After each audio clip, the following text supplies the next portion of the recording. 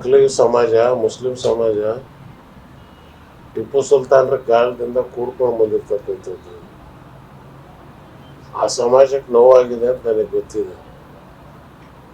ನಾನೇ ಕ್ಷಮೆ ಕೇಳ್ತೀನಿ.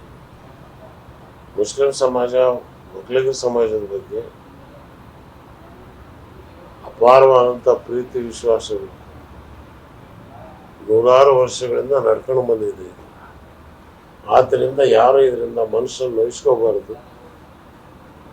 ದೇವೇಗೌಡರು ನನ್ನ ಪಾರ್ಟಿ ಇಲ್ಲದೆ ಇರ್ಬೋದು, ಅವ್ರು ಮಂತ್ರಿಮಂಡಲದಲ್ಲಿ ಮಂತ್ರಿ ಆಗಿದ್ದು, ಅವ್ರ ಏಜಿಗಾದ್ರೂ ನಾವು ಗೌರವ ಕೊಡಬೇಕು.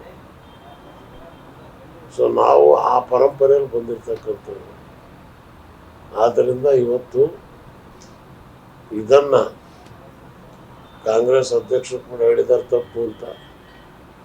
ಇನ್ನು ಸಮಾಜದನ್ನು ಹೇಗೆ ಓಲೆ ಸರಿಪಡಿಸ್ತಕ್ಕಂಥದ್ದು ಅವ್ರದ್ದು ಜವಾಬ್ದಾರಿ ಇದೆ, ನಮ್ಮದು ಜವಾಬ್ದಾರಿ ಇದೆ. ದೇವೇಗೌಡರ ಬಗ್ಗೆ ಅಪಾರವಾದ ಅಭಿಮಾನ ಇದೆ. ಆದರೆ ಈಗ ಮೊನ್ನೆ NS ಬಸವರಾಜ್ ಹೇಳಿರ್ತಕ್ಕಂಥದ್ದು, ದೇವೇಗೌಡರ ಕುಟುಂಬದ ಆಶ್ವಾಸನೆಗಳಿಗೆ, ಮಾತುಗಳಿಗೆ ಬೆಲೆ ಇಲ್ಲ ರಾಜ್ಯದಲ್ಲಿ ಅಂತ ಹೇಳ್ತಾರೆ. ದೇವೇಗೌಡರು ಧೃತರಾಷ್ಟ್ರ ಪುತ್ರ ವಾತ್ಸಲ್ಯ. ಧೃತರಾಷ್ಟ್ರನಿಗೇನಿತ್ತು, ಸ್ವಾಭಾವಿಕವಾಗಿ ಪುತ್ರವಾಸದಲ್ಲಿ ಸಿಗಾಕೊಂಡಿದ್ದಾರೆ. BJP ಹೋಗ್ಬೇಕಾದ ಅವಶ್ಯಕತೆ ಇರಲಿಲ್ಲ.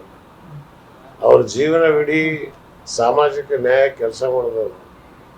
ಕೇವಲ ಪುತ್ರ ಸಲುವಾಗಿ ಅಲ್ಲಿ ಹೋಗ್ಬೇಕಾಗ್ತಿತ್ತು. ನಮಗೂ ನೋವಾಗಿದೆ, ನಾವೆಲ್ಲ ಬೇರೆ ಆದ್ವಿ. ಅದರಿಂದ ಇದ್ದೇ ಇರುತ್ತೆ ಅದು. ಇದು ಪುತ್ರವಾತ್ಸಲ್ಯ ಧೃತರಾಷ್ಟ್ರನಿಗಿರ್ಲಿಲ್ಲ. ದುರ್ಯೋಧನ ಸತ್ತ ಮೇಲೂ ಆ ಸಿಟ್ಟಿತ್ತು. ಅದಕ್ಕೆ ಭೀಮನ್ನ ಆಲಿಂಗನ ಮಾಡಕ್ಕೆ ಹೋದರು. ಶ್ರೀಕೃಷ್ಣ ಪರಮಾತ್ಮ ಒಂದು ವಿಗ್ರಹ ಇಟ್ಟು ಭೀಮಂದು ಅದನ್ನು ಮುಂದೆ ಮಾಡ್ದ. ಧೃತರಾಷ್ಟ್ರ ಎದೆ ಪದ ವಿಗ್ರಹ ತುಂಡು ತೂರಾಗೋಯ್ತು. ಅದೇ ಭೀಮ ಹೋಗಿರ್ತಿದ್ರೆ ಭೀಮ ಹೋಗಿರ್ತಿದ್ದ. ಇದು ಇತಿಹಾಸನ ಓದಿದ್ದೀವಿ.